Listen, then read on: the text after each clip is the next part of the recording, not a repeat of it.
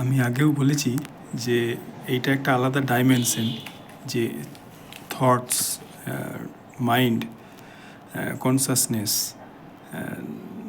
চৈতন্য, চেতনা, এইগুলো সঙ্গে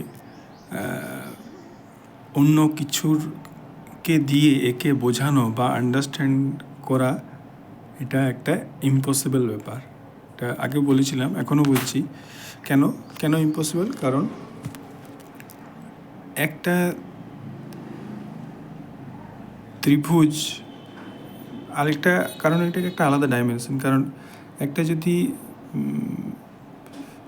ত্রিভুজকে দিয়ে একটা চতুর্ভুজকে ভাবায়, যেটার কোনো অস্তিত্ব সে মানে বুঝতে পারে না, সে কীভাবে সে বুঝতে পারবে যে তার 4টে কর্নার আছে? সে তো 3টে কর্নারকেই সবসময় দেখতে পাবে। এটা একটা আলাদা দিক। যখনই যাবে সবসময় একটা কর্নারকে সে মিস করবে। সাধারণত আমি ত্রিভুজ দিয়ে বললাম, এগুলো যে কোনোভাবেই বোঝানো যেতে পারে।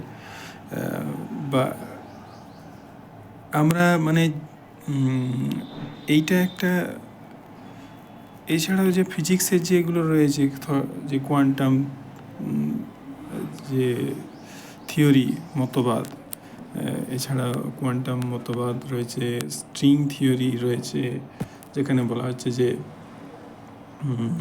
একটা কোয়ার্ক থিওরি, যেটা যেখানে বলা হচ্ছে ফোর্স, পুরোটাই হচ্ছে একটা ফোর্স, একটা বল, একটা বল প্রয়োগের মাধ্যমে পুরো জগৎটা, আমাদের দৃশ্যমান জগৎটা তৈরি হয়েছে।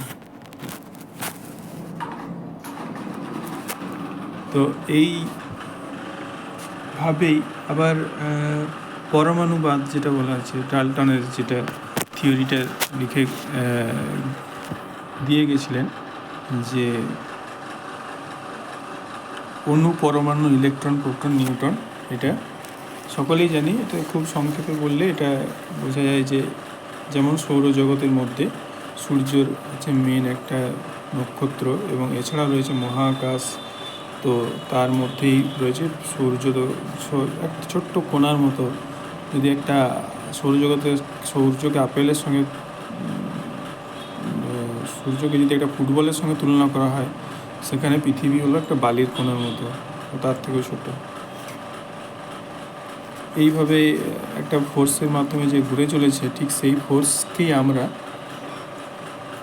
বিভিন্ন জায়গা থেকে, বিভিন্ন দৃষ্টিকোণ থেকে দেখে চলেছি বিভিন্নভাবে। তার কখনো ধ্বংসাত্মক রূপে, কখনো ভয়ঙ্কর রূপে, কখনো বা আনন্দদায়ক রূপে, বা বিভিন্ন ইমোশনের অ্যাঙ্গেল থেকে। আমরা যারা মেডিটেশন করি তারা অনেক রকম, আমি পার্সোনালি নিজে করে দেখেছি, অনেক রকম ফিলিংস যেগুলো অনুভব হয়, বেশ কিছু টাইপের অনুভব অনেকেই করেছে। আমিও এটা ইন্টারনেটে দেখেছিলাম, যেগুলোর রিয়েল লাইফে আমরা ফিল করতে পারি না। কেবলমাত্র মেডিটেশনের মধ্যে একটা স্পেশাল ফিলিংস বা একটা ইউনিক বা আনকমন ফিলিংস মনের মধ্যে তৈরি হয়, যেটাকে স্পেশাল টেস্ট, যে কোনো সেন্সেশন, স্পেশাল সেন্সেশন বা ইউনিক সেন্সেশন, এটা ওই জন্য বলে মেডিটেশনের করা জরুরি। এবং মেডিটেশনের অনেক রকমের প্রকারভেদ রয়েছে। একটা তো রয়েছে স্থির হয়ে নিজেকে, আশেপাশের আওয়াজকে শোনা, কিছু ইম্যাজিন করা, অথবা নিজের শরীরের বিভিন্ন পার্টের মধ্যে নিজের কনসাসনেসকে নিয়ে যাওয়া। এছাড়াও মেডিটেশনের মধ্যে চলমান মেডিটেশন, যেটা চলতে চলতে করা যায়,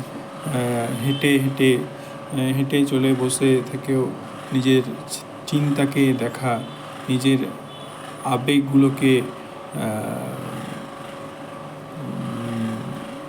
অবজার্ভ করা, এইগুলো মেডিটেশন মানে মূলত অবজারভেশন। নিজে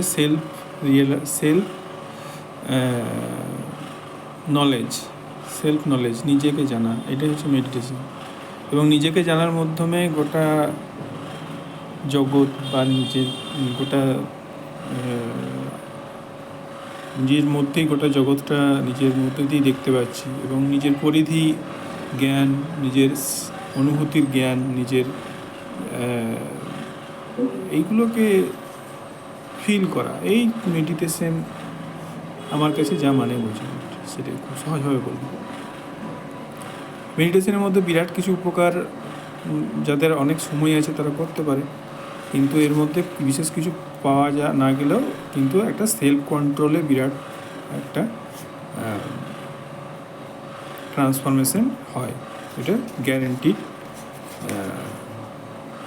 রেজাল্ট। এছাড়াও মেডিটেশনের প্রকারভেদ যেমন ইন্টারনেটে ঘাঁটলে অনেক রকমই পাওয়া যায়।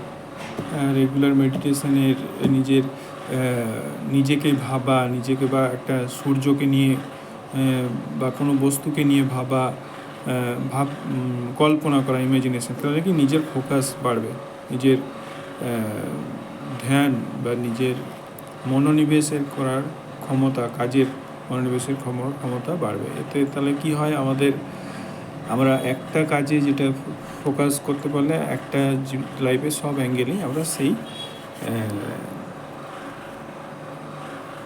ফোর্সটাকে কাজে লাগাতে পারি। বিহেভিয়ারে একটা সেই সেম প্যাটার্ন সব ক্ষেত্রে আমাদের অ্যাপ্লিকেবল হয়ে যায়।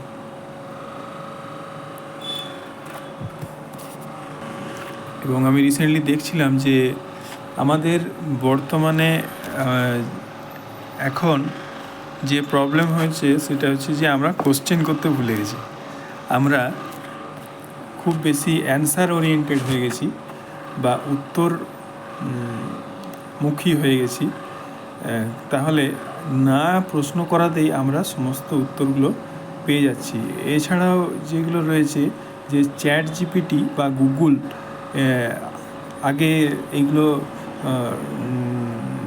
সন্তুষ্টিজনক উত্তর দিলেও বর্তমানে এগুলিতে বিভ্রান্তিকর উত্তর আসছে এবং সঠিক উত্তর পাওয়া যাচ্ছে না। তাহলে এখন এইটাই মেন সমস্যা হয়েছে যে কোশ্চেনগুলো হারিয়ে যাচ্ছে এবং আমরা খুব বেশি এগুলোকে বিশ্বাস করে ফেলছি, যে অনুগত মনে করছি যে এই ইউটিউব বা এই যে ফেসবুক, যে সোশ্যাল যে সাইটগুলি রয়েছে, এরা হয়তো মানে আমার উদ্ধারকর্তা জীবনের। আমরা ভুলে গেছি এরাও একটা কোম্পানি, এরা মালিকানাধীন একটা কোম্পানি এবং এরাও ট্রিক ইউজ করতে পারে, যে কোনো রকমের একটা ফাইটে এরাও জড়াতে পারে এবং বিশ্বাসঘাতকতা বা মানুষের সঙ্গে ইমোশন নিয়ে খেলা এরাও খেলতে পারে। জাস্ট একটা কোম্পানি, এর ছাড়া আর কিছুই না।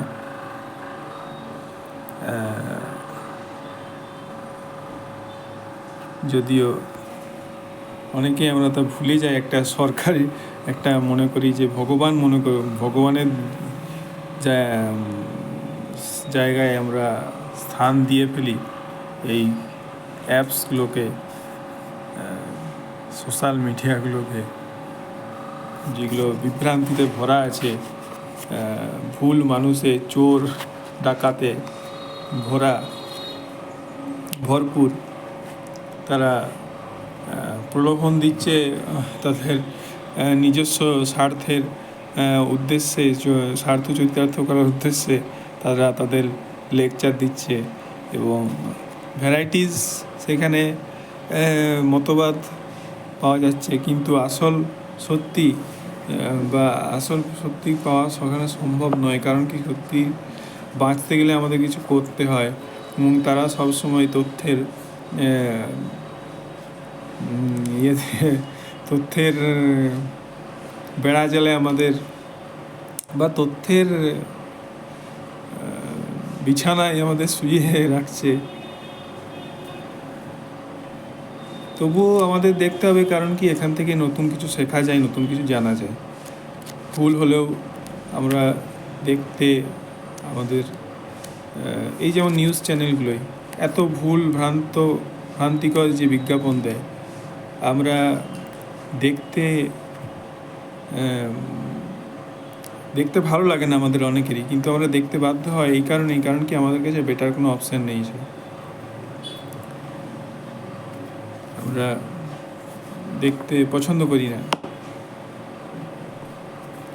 সেই